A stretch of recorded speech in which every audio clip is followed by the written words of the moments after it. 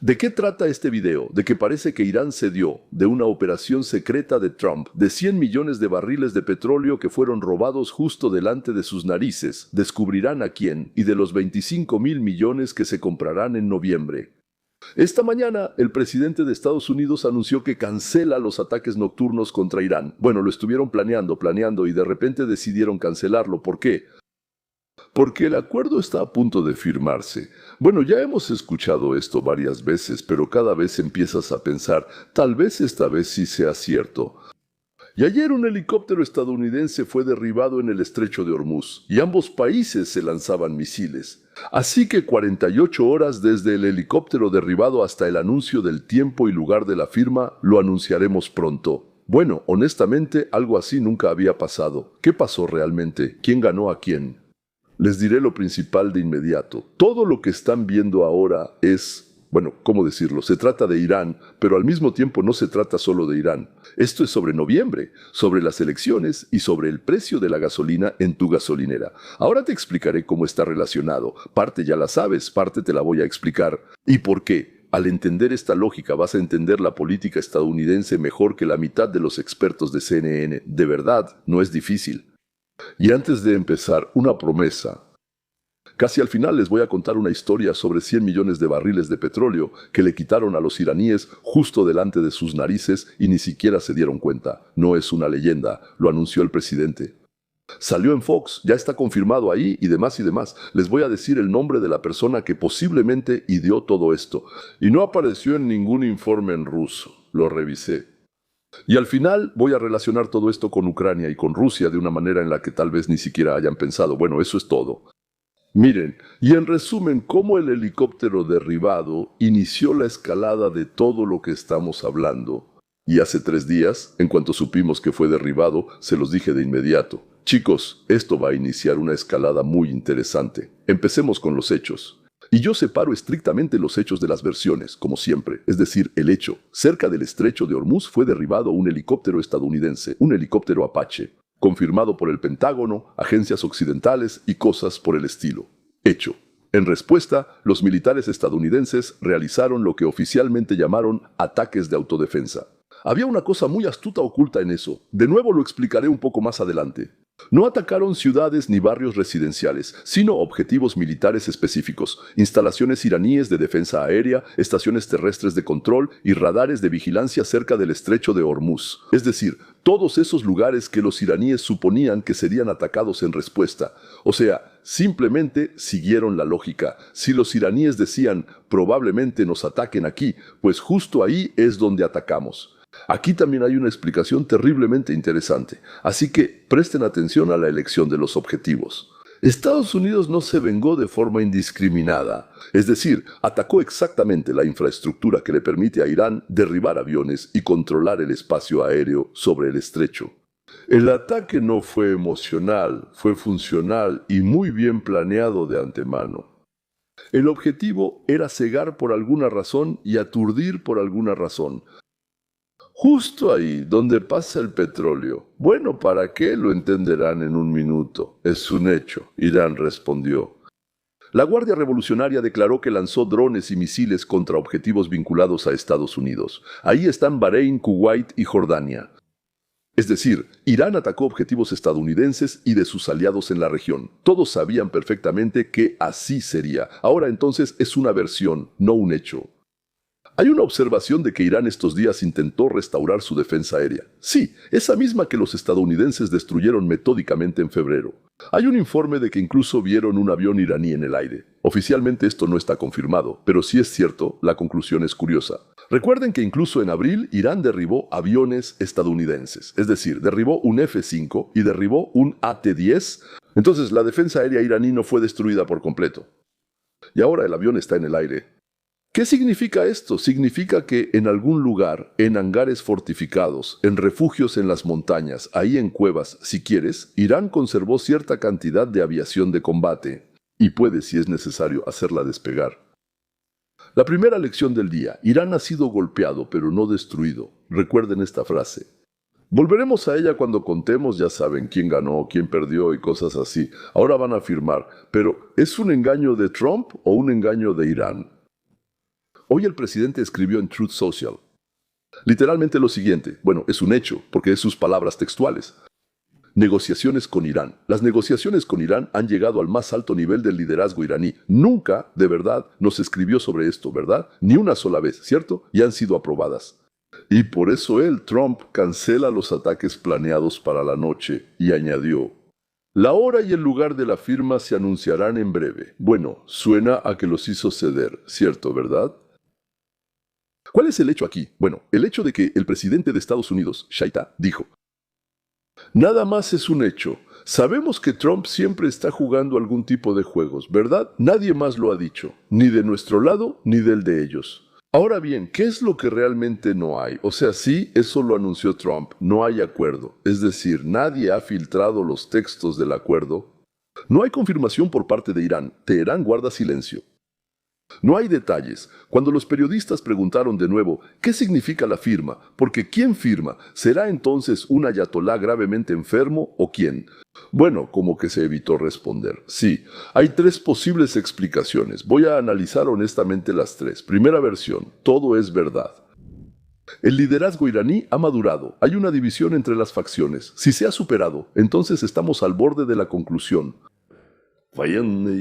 del enfrentamiento militar y la guerra, ¿verdad? Segunda versión, esto es un juego de Trump. El presidente crea la impresión de éxito ante el público, cancela los ataques, declara la victoria, baja el precio del petróleo. Por cierto, tan pronto como lo escribió, el petróleo inmediatamente bajó. El mercado sube. ¿A quién le conviene esto ahora mismo? Bueno, a quien va a las elecciones. No voy a mencionar el nombre en vano. La tercera versión entonces es que esto es un juego de Irán. Teherán finge estar de acuerdo, gana tiempo para, bajo la apariencia de negociaciones, restaurar esa misma defensa antiaérea y salvar lo que se pueda. Bueno, y los iraníes ya lo han hecho varias veces, ¿no? Los ucranianos también lo hicieron con Rusia en su momento, y tanto Minsk I como Minsk II, por así decirlo, ya lo han admitido desde hace tiempo. Primero entonces lo dijeron los alemanes, luego los franceses lo confirmaron, y ahora ya lo dicen los propios ucranianos. Honestamente, bueno, así con palabras directas decían: sí, vamos a hacer esto, sí, lo hicimos, lo firmamos, pero en realidad no tenían ninguna intención. La conclusión honesta de un objetivista: hoy no podemos saber cuál versión es la correcta. Cualquiera que hable con seguridad y diga esto es totalmente cierto o esto es definitivamente un engaño, él mismo te está engañando y no entiende nada. Bueno, eso es lo que yo pienso. Tenemos la declaración de una parte y el silencio de la otra. Bueno, eso todavía es poco para decir que sí. ¡Hurra! Entonces hay que echar las campanas al vuelo. Paradoja. Más aún, lo que es increíble. A Estados Unidos ahora casi le da igual si este acuerdo es real o no.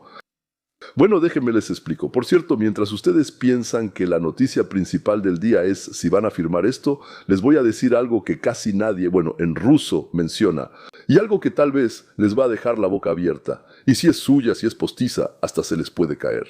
El mismo día en que Trump habla sobre la firma, él también dice algo completamente diferente, y eso es mucho más serio. De esto habló hoy, en particular, Benny Jackson. Y esto está confirmado por publicaciones serias. Benny Jackson, quien ya tiene creo 6 millones de suscriptores, él simplemente trabaja en conjunto con la Casa Blanca, siempre lo invitan ahí, asiste a las comidas. Es decir, debido a su alcance y a su posición, lo eligieron como uno de los llamados portavoces, que no pueden hablar directamente en nombre de la Casa Blanca, pero prácticamente expresan la opinión de la Casa Blanca. O sea, ya no es un periodista independiente, pero digamos, al menos honestamente lo dice. Estoy de su lado, estoy con ellos, soy su amigo, esto y aquello. Todo bien, ¿sí? En resumen, hecho. Trump declaró que planea tomar el control físico del petróleo iraní. Sí, eso lo dijo Benny, pero lo dijo basándose en lo que Trump escribió. Mi reacción es así: wow, tomar la isla de Kark y otros puntos de la infraestructura petrolera. Eso nunca se había dicho aquí antes. Literalmente, según el sentido. En algún momento, esto lo escribe Trump. En algún momento, en un futuro cercano, tomaremos la isla de Kark y otras instalaciones petroleras y estableceremos control total. Y lo comparó directamente con lo que hizo en Venezuela. Por cierto, me da mucha curiosidad, señores, si vamos a desembarcar incluso con una pequeña fuerza en Kark, en un segundo les diré a los que no saben qué tan importante es esto para Irán, ¿sí? Esto significa que habrá lo que decimos, tropas sobre el terreno, es decir, bueno, tropas en tierra, lo que llevará a bajas, por supuesto, bueno, sin duda, por así decirlo. Sí, desembarcas a nuestros muchachos y alguien morirá. Entonces, ¿qué opinan ustedes? Además, esto puede causar mucho daño. En las elecciones, además de que esto puede, por así decirlo, arrastrarnos a una guerra seria, además de que nuestros muchachos pueden morir, ¿usted cree que hay que hacerlo? ¿O cree que no tiene ningún sentido y al diablo que se las arreglen solos? Y para nosotros lo principal, por así decirlo, es sacar a Irán de ahí, de la preparación nuclear, del armamento nuclear, por así decirlo. Y ahí hacer un par de cosas más, y lo demás no es asunto nuestro, solo escríbalo, me interesa, y den sus comentarios, es una gran pregunta. Bueno, no se peleen entre ustedes, no se insulten. Todos pensamos, todos intentamos analizar, todos intentamos expresar nuestro punto de vista. Por eso no escriban ahí, eres un tonto, sí, porque si alguien lo escribió, está claro que el tonto eres tú. Bueno, está bien. Entonces, adelante, sí. A mí me pueden llamar calvo, de lentes. ¿Qué más solían escribir ahí? Ah, que tengo un inodoro de porcelana en la boca. Oye, te envidio, si es así, escríbanlo. Bueno, está bien, ¿qué es la isla Kark? Es el corazón de la exportación de petróleo iraní. Los oleoductos de los yacimientos más grandes de Irán convergen ahí, antes de cargar en los petroleros. Es una de las principales fuentes de dinero para el gobierno iraní. El almacenamiento está ahí, hasta donde sé, 30 millones creo, 35 millones de barriles. Tomar Kark es tomar a Irán por el cuello. Económicamente me refiero. Y atención sobre los soldados. Donald Trump dijo, no quiero tropas sobre el terreno. Bueno, eso es. Tropas sobre el terreno, ¿verdad? Pero si hubiera querido, podríamos haber enviado a un pequeño grupo de soldados y tomar todo ese lugar. Ya hemos visto cómo pequeños grupos de soldados entran en Venezuela y, por así decirlo, eliminan a todos, como se dice. Ninguno de los nuestros murió. Salimos de ahí en perfecto orden, habiendo cumplido, por así decirlo, lo que queríamos. Y como dijo Trump, entonces, si hacemos todo esto, ellos, los iraníes, se acabaron. Bueno, él se refiere al régimen, no al pueblo iraní, por supuesto. Ahora sí, honestamente, ese es mi estándar. Eso por ahora es solo una amenaza y una declaración, no un hecho, como se dice, ¿verdad? Quizás esa sea la herramienta de presión, asustar a Teherán justo en el momento en que se están llevando a cabo las negociaciones para la firma. ¿Ves la conexión? Con una mano firmamos y los ataques se cancelan. Con la otra, si no firman, entonces iremos allá, tomaremos Kark, como en Venezuela. Solo que esas son negociaciones clásicas al estilo de Trump, Trump siendo Trump. Y esto es lo importante para entender la mecánica. El modelo venezolano no necesariamente implica un desembarco. En el 20, creo, cuando Estados Unidos se llevó el petróleo iraní que iba a Venezuela, ni siquiera usaron fuerza militar. Los estadounidenses simplemente con amenazas de sanciones, digamos, ladraron o gruñeron, sí, y los barcos fueron a descargar en Estados Unidos. Según yo, la mandaron a Texas. Eso es todo. O sea, se puede llevar el petróleo sin disparar ni un solo tiro, solo con miedo. Sí, nosotros pagamos por él, para que quede claro. A través del miedo y del control, o sea, sin disparar ni un solo tiro. ¿Control sobre qué? Sobre el seguro, sobre la logística y eso. Recuerden esto, en unos minutos todo encajará en una imagen muy bonita. Eso es lo que prometí. Así que, sigamos, todo se conectará muy pronto. Ahora, las condiciones del trato. ¿Sabemos o no sabemos a quién le convienen, a quién le importan? ¿Qué se sabe sobre las condiciones? Por filtraciones a través de Axios, a través de Al Jazeera, a través de, Ghost TV iraní. Esta es la versión de las filtraciones, o sea, un documento sin firmar. Pero los lineamientos, yo diría, son bastante consistentes, porque todos ellos de una forma u otra repiten más o menos lo mismo. En resumen, entonces, la estructura de esta extensión de la tregua es de aproximadamente 60 días. ¿Qué sucede durante estos 60 días? Entonces, se llevan a cabo negociaciones sobre asuntos nucleares. El estrecho de Hormuz se abre sin aranceles. Por 60 días Irán desactiva las minas que él mismo colocó. Bueno, tal vez después pueda volver a ponerlas, pero será complicado. A cambio, Estados Unidos levanta el bloqueo de los puertos y otorga algunas flexibilizaciones de las sanciones para que Irán pueda vender petróleo. El principio de los estadounidenses es alivio a cambio de cumplimiento. Haces, recibes, sin anticipos. Irán siempre ha exigido y sigue exigiendo. No hay anticipos. Bueno, él no los tiene y ya. Así como Ucrania engañó 2 veces, ahora, como quien dice, nadie va a confiar. Lo mismo con Irán. Recibieron anticipos 2 veces, engañaron y ahora ya no los recibirán. En cuanto al tema nuclear, Irán acepta una moratoria sobre el enriquecimiento. Las negociaciones nucleares se posponen. Eso es bueno para Estados Unidos. Se elimina la amenaza de una gran guerra sin una retirada vergonzosa de las tropas. El petróleo baja, la gasolina se abarata. El principio de cumplimiento anticipado se mantiene, por así decirlo, se mantiene la palanca de presión. ¿Sí? Ustedes hicieron algo, nosotros respondimos. Ustedes hicieron algo, nosotros respondimos. Ahora, eso es bueno para el mundo. Por el estrecho de Hormuz, como saben, pasa una quinta parte del petróleo mundial. Un estrecho abierto significa precios estables de la energía, menos riesgo de conflictos mundiales, de una guerra mundial. Eso es malo para Estados Unidos. Al levantar el bloqueo y terminar la guerra, Trump pierde influencia sobre el programa nuclear. Eso lo señalan los funcionarios estadounidenses. Irán puede obtener dinero y el estrecho, y sobre el tema nuclear puede alargarlo indefinidamente. Tengo mis dudas al respecto, pero bueno, aceptémoslo, ¿sí? Ahora, lo que es malo para el mundo, 60 días es una pausa, no es la paz. Puede estallar de nuevo, ya con la defensa antiaérea restaurada. Bueno, a eso responderé así. Y lo volveremos a destruir porque no tienen nada nuevo que antes no tuvieran y que ahora vayan a incorporar y a poner en marcha. No lo tienen ni lo pueden tener porque ni China ni Rusia lo tienen. Nosotros sí lo tenemos. Israel también lo tiene. Y ya. Bueno, tal vez la OTAN tenga un poco de esto, pero claro que ellos lo lograrán. Ahora, ¿qué es bueno para Irán? Se levanta el bloqueo asfixiante, regresa la exportación de petróleo, se descongelan sus fondos y todas las conversaciones nucleares se posponen, que es justamente lo que ellos, por así decirlo, soñaban, ¿no? Ahora, ¿qué es malo para Irán?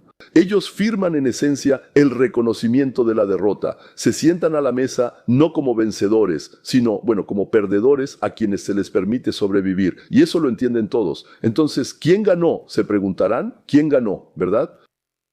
Miren el panorama. Sí, por supuesto. En Rusia y en Ucrania preguntarán, bueno, ¿quién ganó entonces? Parece que Irán ganó, ¿verdad? Veamos el panorama completo. Irán está derrotado, la infraestructura está destruida, la defensa aérea ha sido eliminada.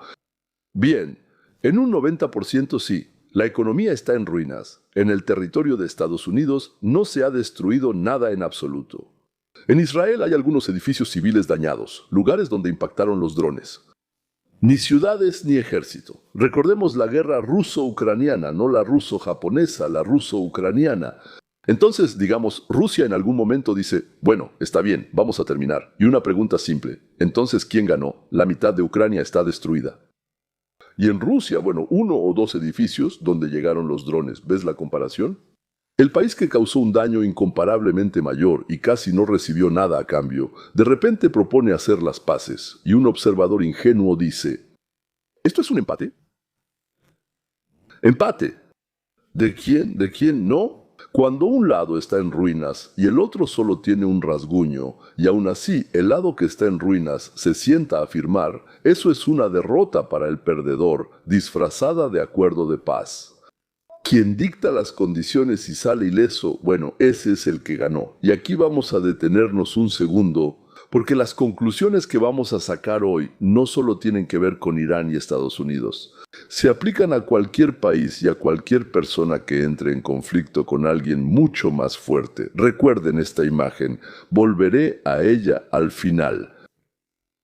Por cierto, ya lo he usado varias veces porque es una expresión estadounidense. El gorila de 600 pies, el gorila de 600 libras, ¿sí? No, de pounds, de libras, libra. 600 funtos, sí. 300 kilogramos. Cuando tratas con gorilas, con un gorila que pesa 300 kilogramos, tienes que pensar en las consecuencias y comportarte en consecuencia. No porque sea justo, sino porque son gorilas. Son cosas diferentes. Un gorila y la justicia son 2 cosas diferentes. Estás en un puente angosto y viene hacia ti un gorila de 300 kilogramos. Cédele el paso. Miren, ahí está la principal lección de vida del episodio de hoy. No se trata de política. Se trata de cómo está hecho el mundo. No está hecho como nos gustaría. Y de ahí surge la pregunta principal. ¿Para qué necesita Estados Unidos un acuerdo ahora mismo si ya está ganando por goleada? Solo por una razón. ¿Para noviembre? Todo gira en torno a noviembre. Aquí está la idea que une todo el comportamiento de Washington. Lo único que realmente le interesa al poder estadounidense ahora son las elecciones de noviembre. Todo lo demás no les importa. Secundario. Cadena férrea, Irán. Precio del petróleo. Precio de la gasolina, inflación. El ánimo del votante y una cadena corta y directa hacia los resultados electorales. Un solo sistema, una sola línea de pensamiento. ¿Qué se necesita ahora mismo? Bajar el precio del petróleo. Para que baje el precio de la gasolina, para que el índice de inflación disminuya, para que el votante llegue a la gasolinera. Suspiró. Y fue a votar, tranquilo. Por eso se cancelaron los ataques. Firmaremos esto, un estrecho abierto, herramientas para una sola tarea. Calmar el mercado, para noviembre, prepararlo y calmarlo. Un trato real o decorativo, les da igual. Es importante que el petróleo bajó, para que el petróleo bajara. ¿Y qué pasó? Bajó. Y ahora, algo que los iraníes no entienden. Ellos piensan en otros presidentes. Ellos creen que si los estadounidenses se van del estrecho, volverán a hacer lo que quieran. Mis queridos, cometieron un error, pues están equivocados. No entienden que Trump no es un presidente común y que después de noviembre él tendrá años y años al menos las manos libres. Irse no es una capitulación, es una pausa programada. Tenemos un horario, es una pausa. Después de noviembre, Trump tendrá un año para volver a cualquier asunto pendiente. Sin la presión del electorado, él ya no se presenta a ninguna elección. Y el partido empezará, por así decirlo, más o menos un año antes de las elecciones, unos 10 meses, 11 meses antes de las elecciones, a ponerse nervioso. Así que pues Trump tendrá exactamente un año para resolver todos los problemas. ¿Recuerdan a Harrick, verdad? Y un pequeño grupo de soldados. Sí, fácilmente envía allí un pequeño grupo de soldados. Un pequeño grupo, no sé, ¿verdad? Eso fue un recordatorio para Teherán, de que chicos, ¿qué pasa? La conversación no ha terminado. Simplemente hicimos una pausa, no nos retiramos. Pusimos todo en pausa en el momento conveniente. Lo principal es que nos llevamos el petróleo. Nos lo llevamos, justo delante de sus narices. Y un mercado tranquilo para las elecciones. ¿Y el ajuste de cuentas? ¿Quieren un ajuste de cuentas? Está bien. Tendrán su ajuste de cuentas. Después. ¿Cuándo después? ¿Quién sabe? Y la cereza del pastel. El dinero que Estados Unidos le entrega a Irán no es estadounidense, son fondos iraníes congelados. Todavía no los entregamos, ¿verdad? Pero si le vamos a regalar dinero a Irán, serán su propio dinero. Se lo regalaremos, alrededor de 20 o 25 mil millones de su dinero. Estados Unidos, si lo entrega, se lo dará a Irán en su propia cartera a cambio de un estrecho abierto y tranquilidad hasta las elecciones. O sea, básicamente 20 o 25 mil millones de dinero iraní compran un noviembre tranquilo. En mi opinión, es muy sencillo. Un intercambio tan bonito. ¿Quieren 25 mil millones de su propio dinero? Está bien. Entonces necesitamos un noviembre tranquilo. En mi opinión, está perfecto. Operación secreta. 100 millones de barriles justo bajo las narices de Irán. Eso fue lo que explotó en Internet. Bueno, aquí está la historia prometida. Pasó desapercibida. Pero lo anunció el propio presidente. Y después de eso ya estuvo en Fox, fue el enfoque, se desató todo, es un hecho, palabras directas del presidente. Trump informó que ordenó a los militares realizar una operación secreta para escoltar los petroleros a través del estrecho de Hormuz. Según él, como resultado, más de 100 millones de barriles llegaron al mercado abierto, más de 200 barcos pasaron de manera segura. Bueno, cuando Trump cuenta 100 millones, eso podría ser 80 o 84 también, sin problema alguno, ¿verdad? Así es como él redondea. Hasta 100 millones, porque después para él el asta desaparece. Pero al menos hay muchos barcos y mucho petróleo. Su idea funcionó porque el estrecho está controlado. El estrecho lo controla Estados Unidos, no Irán. ¿Cómo se hacía? Según su descripción, los barcos eran escoltados de noche, sin luces, porque los radares iraníes habían sido destruidos por esos mismos ataques a la defensa aérea de los que hablamos al principio de nuestra historia. E Irán se enteró de todo, como se dice, después de los hechos. Después del hecho, la idea era la siguiente. Esperar alguna acción agresiva de Irán que permitiera indignarse mucho y responder. Entonces, los bombardeos a la defensa aérea no serían percibidos por los iraníes como una posible preparación para alguna operación.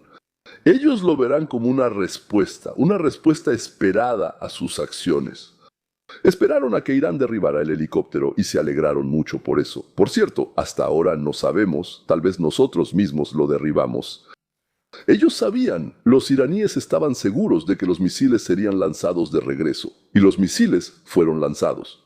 Por eso simplemente se escondieron y esperaron a que los misiles dejaran de volar. Y fue en ese preciso momento, por señal de Trump y por acuerdo con los dueños, compañías de seguros especiales de Estados Unidos, que 100 millones de barriles de petróleo salieron de la trampa. Honestidad. Entonces, la cifra de 100 millones de todos modos, quiero decir que, hasta ahora, nadie la ha confirmado. Las compañías que rastrean barcos dan cifras más modestas. La escala es diferente a la declaración del presidente. Pero el hecho de que sí hubo tránsito de buques está confirmado por analistas de grandes bancos. Ellos señalan que por el estrecho sale más petróleo del que se puede ver. En los petroleros apagaron estos transpondedores, y ahora el nombre prometido y detalles muy interesantes de esta operación. El mecanismo no es puramente militar. En la base está una asociación público-privada en el sector de seguros. Cuando empezó la guerra, el seguro marítimo a través de Hormuz se volvió prohibitivamente caro. O desapareció por completo. Las compañías tenían miedo de asegurar, decían, ahí los van a explotar y yo tengo que pagar por todo eso. No, y sin seguro, ningún petrolero sale. Y entonces, Donald Trump ordenó que la Corporación Financiera de Desarrollo de Estados Unidos, o sea, la DFC, proporcionara seguro contra riesgos políticos y garantías para los barcos en el Golfo. Y la Armada, si era necesario, escoltaba a los petroleros. Es decir, el gobierno actuó como un llamado reasegurador. Alguien asegura y el gobierno dice, si les pasa algo, nosotros les reembolsamos sus gastos. Es decir, en última instancia, por así decirlo. Y el transporte del petróleo lo hacían transportistas privados. Un nombre que no estaba entre paréntesis en ruso, pero en Fox Business, María Bartiromo, Morning with Martha. Esta técnica, este tema, fue analizado por Vince Tizzio. Él es presidente de la compañía de seguros Axis, que asegura riesgos militares, terroristas o catastróficos. Él cuenta sobre una operación conjunta entre la aseguradora privada de su compañía y el gobierno estadounidense para sacar petróleo de la zona del Golfo. ¿Quién le propuso primero a quién? No lo sé, si los privados al gobierno o al revés. En las fuentes abiertas no está registrado directamente, pero mi hipótesis es lógica. Fue una propuesta del capital privado. Los muchachos se sentaron, no está entrando dinero, no se sabe cuánto tiempo va a durar esto. Vamos a pensar en qué podemos hacer. Y se les ocurrió. Y dijeron, bueno, deberíamos tener a alguien que, si nos metemos en problemas, sí, que nos devuelva el dinero, por así decirlo. Y fueron al gobierno. Y el gobierno dijo, ¡qué idea tan interesante! A ver, vamos a organizar toda una operación juntos. Vamos a desviar la atención. Y ustedes lo introducen aquí, ¿de acuerdo? El gobierno de Trump, no siendo idiotas, dijeron, queremos.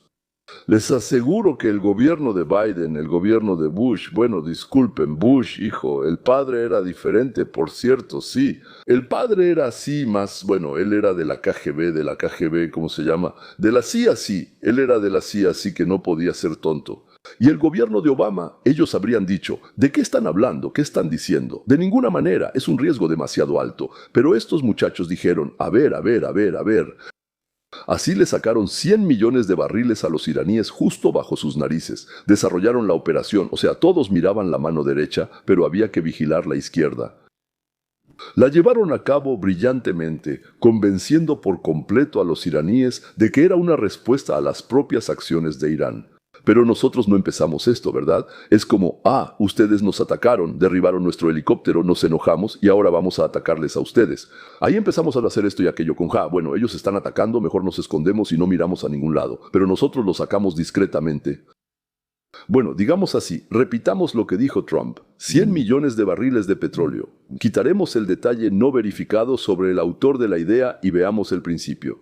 Entonces, les he hablado muchas veces sobre una persona llamada Franz Oppenheimer y sobre dos formas de obtener riqueza, la forma económica, que es la producción y el intercambio, y la forma política, que es la extracción, quitarle a otros. Irán actúa puramente por el método político. No produce valor, sino que controla el estrecho, como los bandidos en algún siglo XII de nuestra era. Sí, que se sentaban en los ríos y atacaban a quienes pasaban si no les pagaban tributo. Y de la misma manera intenta cobrar tributo por el paso, controlando el cuello de botella, paga por entrar. Hay variantes, extorsión disfrazada de derecho soberano. ¿Y la otra parte? Combinó fuerzas. El poder del Estado, dirigido no a la extracción, sino a la protección del libre paso, me refiero, con la iniciativa de transportistas y aseguradoras privadas. El poder le devolvió al mercado la posibilidad de funcionar en vez de robarlo. Me refiero al poder que despejó el camino para el libre mercado. ¿A quién? El Estado simplemente ofreció su apoyo donde el riesgo privado se volvió inasegurable y el capital privado entró de inmediato.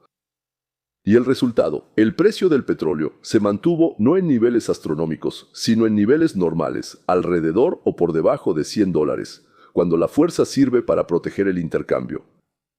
Todos ganan, bueno, excepto el extorsionador.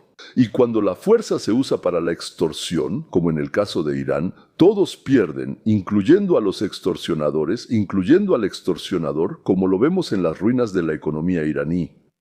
Esa es toda nuestra filosofía en un solo episodio. Intercambio libre protegido contra el tributo bajo amenaza. Golambas y Galambas, Pete Geimer, Ayn Rand no están en los libros de texto, sino que en las noticias de hoy se ve exactamente lo que escribieron. Y lo último, y lo que prometí, sobre la conexión con Ucrania y Rusia. Vean lo que está pasando alrededor de esta historia iraní con Europa. Cuando la guerra apenas comenzaba y el resultado era incierto, Europa actuaba con cautela.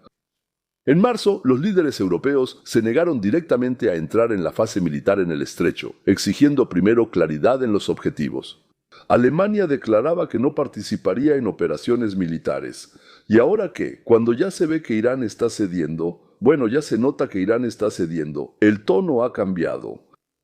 Una serie de países, Gran Bretaña, Francia, Alemania, Italia, Países Bajos, Japón, declararon estar dispuestos a contribuir a garantizar el paso seguro. El jefe de la misión diplomática de la Unión Europea lo dice directamente: nos conviene mantener el estrecho abierto y estamos discutiendo qué podemos hacer desde el lado europeo. Tan pronto como alguien siente que un país está ganando, inmediatamente se forma una fila de quienes quieren unirse a él. Por ahora no está claro quién tomará la delantera. Todos son cautelosos, piden garantías, pero en cuanto huele a victoria, todos quieren estar en el equipo ganador y obtener su parte de los beneficios, diría yo. Esto no es cinismo, es la naturaleza de las coaliciones. Siempre ha sido así. En 2019 Gran Bretaña pidió durante 2 semanas una misión europea independiente y luego saltó instantáneamente a la estadounidense en cuanto quedó claro hacia dónde soplaba el viento. Ahora Rusia y Ucrania. Miren lo que está haciendo Europa ahora mismo. Los países europeos están aumentando drásticamente la ayuda a Ucrania en drones. Los fondos para drones se han triplicado. Finlandia, Dinamarca, Gran Bretaña, Noruega, al construir drones junto con los ucranianos, están trasladando la producción a sus propios países. Noruega está destinando más de 100 millones de euros para drones marítimos para Ucrania. Esos mismos que ya cambiaron el equilibrio en el Mar Negro y atacan a la flota rusa y al puente de Crimea. ¿Entienden lo que está pasando? Europa está apostando. Europa invierte en quien, según sus cálculos, probablemente gane a largo plazo. Además, todavía hay que definir qué es la victoria. La victoria. Desde nuestro punto de vista, vaya victoria esa cuando tienes medio país destruido, pero no importa. Desde su punto de vista, ganar significa que la ambición rusa ha sido detenida, ¿verdad? Ellos invierten en la máquina tecnológica ucraniana, en estos drones marítimos y aéreos baratos e inteligentes que están cambiando la propia naturaleza de la guerra. Eso mismo lo decía Zaluzhny, y así como en el Golfo se forma una fila hacia los Estados Unidos vencedores, en Ucrania se forma una fila de aliados dispuestos a fabricarles armas, a ayudarles con dinero, dispuestos. ¿Para qué lo hacen? Bueno, ya hemos hablado de eso. Damas y caballeros, ellos realmente quieren que Ucrania entre a la Unión Europea, realmente lo desean mucho. Y Rusia, que sigue viviendo de una manera puramente política, tomar fuerzas, levantarse, mantenerlas mediante tributo, resulta estar en la posición de aquel de quien la victoria, si se prolonga mucho, se aleja. Si es muy rápido, entonces ganaron, saquearon todo ahí, o huyeron, o capturaron, mataron, trasladaron todo. Y si se prolonga, entonces les va muy mal. La misma lección que con Irán. Un régimen que vive de la expropiación y la amenaza, tarde o temprano se queda solo. Y el mundo libre, por lento y cauteloso que sea, al final se une alrededor de aquel país que crea, no que quita. Ahora vamos a hacer cuentas. Bueno, hagamos la cuenta con los hechos. ¿Qué le queda a Irán, incluso si hoy Estados Unidos se retira y firma la paz? El daño económico de Irán se estima en unos 140 a 145 mil millones de dólares. Son datos públicos. Cientos de miles de millones en destrucción. Cientos de miles de millones en destrucción. Alrededor de 2.000 muertos, decenas de miles de heridos. Las pérdidas militares son monstruosas. La flota, según el ministro de Defensa estadounidense, ahora llamado ministro de Guerra, está en el fondo del mar. Más de 50 barcos iraníes han sido dañados o destruidos. La Fuerza Aérea, según esas mismas declaraciones, ha sido eliminada. Bueno, tal vez quede alguna cantidad en cuevas, pero en general ha sido eliminada, sí. La defensa aérea ha sido destruida. Nosotros controlamos el cielo. Bueno, digamos que de aproximadamente 480 lanzadores quedan en funcionamiento alrededor de 100, es decir, el 20%, el arsenal de misiles se ha reducido. Había 2.500. Aproximadamente quedan entre 1.000 y 1.200, es decir, ya no existen el 50 o 60%. En el territorio de Estados Unidos no hay confirmaciones en absoluto. Cero. Todas las pérdidas de América son dinero gastado en municiones y reparación de bases en la región. Pero eso no significa que Estados Unidos sea un país destruido. Es simplemente el costo de la guerra que llevaron a cabo en territorio ajeno. Y ahora, honestidad obligatoria. Mi estándar. Y aquí los expertos realmente discrepan. Esto es importante. No se lo pierdan. Una escuela es la posición oficial del Pentágono. Irán quedó funcionalmente destruido. Fue destruido de manera profesional. La recuperación tomará años, no tiene industria de defensa, no hay con qué reponer las pérdidas. Otra escuela, datos de inteligencia, fuentes que citan ahí CNN, Wall Street, NBC, les encanta citar todo lo que es malo para Trump, supuestamente. Pero ellos mismos lo inventan y luego lo citan, y ellos dicen otra cosa. Una parte significativa de los lanzadores entonces sobrevivió. ¿Y qué significa una parte significativa? Bueno, ellos dicen, sobrevivió el 40%, porque estaba escondida profundamente bajo tierra en túneles y cuevas que Irán construyó durante décadas precisamente para este tipo de escenario. Miles de drones sobrevivieron, no sé de dónde. Y atención, Irán ya reanudó la producción de drones durante la tregua. Algunas de estas fuentes creen que Irán se recuperará en cuestión de meses. ¿Se lo pueden imaginar? ¿Han visto las imágenes ahí en meses? No se puede ni limpiar todo ese desastre, todo ese desastre. Sí. Solo para limpiar Gaza dijeron que tomaría de 2 años y medio a 3 años. Ahí tienen una ilustración perfecta de mi regla. ¿Dónde está el hecho y dónde la versión? Hecho. Irán sufrió un daño colosal. Pero hasta qué punto esto lo hizo retroceder es una evaluación controvertida, sobre la cual los expertos sinceramente no están de acuerdo. Y fíjense, esto es exactamente de lo que hablaba al principio. Un avión en una cueva, lanzadores bajo tierra. Irán fue golpeado pero no destruido. Ambas cosas son ciertas al mismo tiempo. Lo destrozaron pero no fue destruido. Sí, pero aquí está la conclusión clave. Para nuestra lección, no importa quién tenga razón en la discusión sobre los plazos, no importa. Lo importante es la proporción. Un lado está en ruinas por cientos de miles de millones, el otro no tiene ni un rasguño en su tierra. ¿Quieren un paralelo? ¿Ucrania y Rusia? Adelante. La guerra termina, los rusos simplemente se van. ¿Y qué? Ucrania es un país destruido. Cientos de miles, según algunas estimaciones, hasta 1 millón de muertos de ambos lados. Millones de refugiados, ciudades en ruinas. ¿Y Rusia? Nada. Unos cuantos edificios, por ahí alguno que otro dron sí logró llegar. Entonces, ¿quién ganó? Y aquí voy a decir algo que no suele decirse en voz alta, pero que tengo que decir con honestidad. El mundo no es un lugar donde todo sea justo, para nada. No es ese planeta. Llegaste al lugar equivocado. El mundo es un lugar donde manda la fuerza y también la inteligencia. Gracias a Dios. No es solo pura fuerza. Hay quienes son muy fuertes, pero muy tontos. Hay quienes son muy débiles, pero muy inteligentes. Si hay que elegir, sinceramente, es mejor ser inteligente y débil que fuerte y tonto. Porque la inteligencia compensa la debilidad, mientras que la estupidez desperdicia la fuerza. Pero cuando tienes tanto inteligencia como fuerza al mismo tiempo, es entonces cuando eres tú quien hace que los demás bailen a tu ritmo.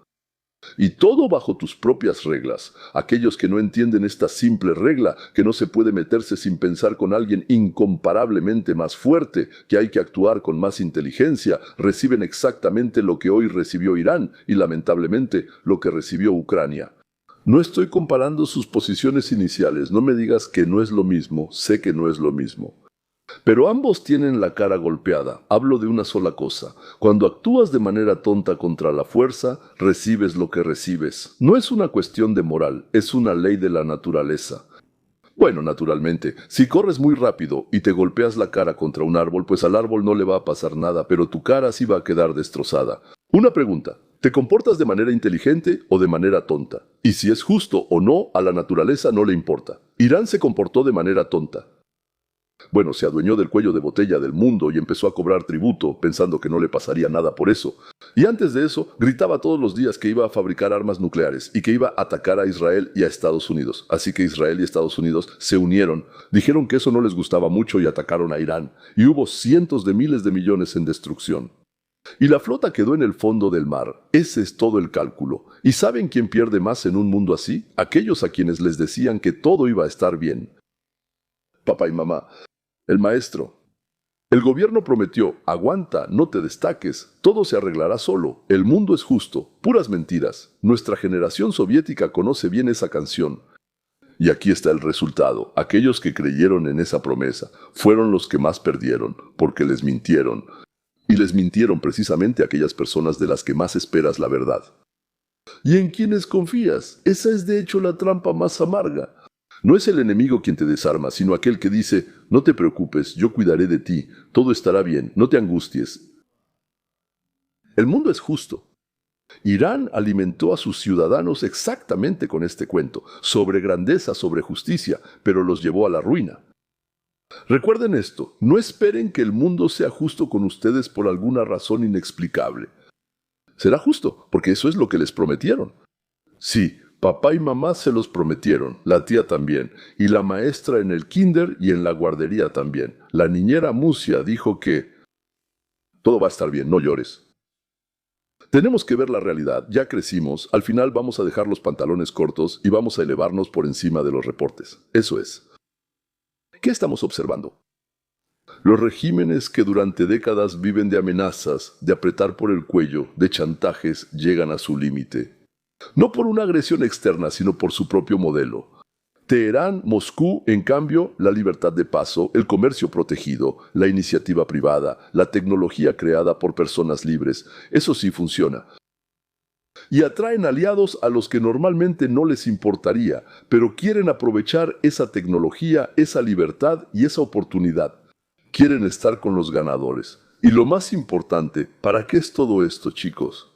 Parece que estamos cerca de bajar la inflación, reducir el precio de la gasolina en la gasolinera, devolverle a la gente la tranquilidad, la confianza y ganar los votos de los independientes, que en realidad son los que deciden todo en nuestras elecciones. ¿Y si eso sucede? Bueno, quiero decir, si la gasolina baja de precio, la inflación baja, la inflación disminuye en noviembre, eligen a los republicanos, entonces Estados Unidos, Trump y el mundo habrán ganado esta guerra al 100%, no solo en palabras, sino de hecho. No importa lo que les digan después, ganaron. Porque el objetivo no era borrar a Irán del mapa. El objetivo era, entonces, no darles la oportunidad de obtener una bomba atómica que pudiera ser usada como chantaje o pudiera ser utilizada, sí, por un terrorista, bajo precio de la energía, resultado político en casa. Eso es lo que nos interesa ahora. Detener los desarrollos atómicos en Irán, no dejar que produzcan algo que pueda matar a mucha gente alrededor y bajo precio de la energía, resultado político en casa. Punto final. Hola, y los tres se logran. Sobre todo porque lo agradable es que el mismo Irán paga por esto con sus propios 25.000 millones. Así es como llega la verdadera victoria. Con una acción simple, con una respuesta simple. Aquí. Esta es mi respuesta a las promesas en las que no se puede confiar. Sí, el mundo nunca prometió ser justo. Sí, incluso las personas cercanas pueden equivocarse sinceramente cuando te dicen todo va a estar bien. Pero hay algo que nadie les puede quitar y en lo que nadie los puede engañar. Si toman esto en sus propias manos y no lo dejan en manos de la niñera del kinder, es su propia habilidad para distinguir, para diferenciar la producción de la confiscación, la protección del robo, el hecho de la versión, la fuerza del farol. Quien sabe hacer esto por sí mismo ya no depende de promesas ajenas, ni de la opinión de otros, ni del poder, ni de la televisión, ni de lo que dicen aquellos que dicen, confía en mí, confía en mí, confía en mí, en mí. Él tiene su propia mente y su propia fuerza. Fuerza e inteligencia. A una persona así ya no la puedes poner de rodillas, ni engañarla, ni con un titular, ni con una sonrisa dulce, ni siquiera con una canción de cuna. Eso es, damas y caballeros, la libertad. Eso es la libertad individual. Y por eso estamos aquí aprendiendo juntos, para que nadie sea de esos a quienes les prometieron que todo se va a arreglar, pero no se arregla, se arregló. No cuenten con la justicia. Hay que comportarse inteligentemente, hay que entender cuándo te están engañando y hay que tomar decisiones basadas en todo lo que les he dicho. Eso es todo. Adiós.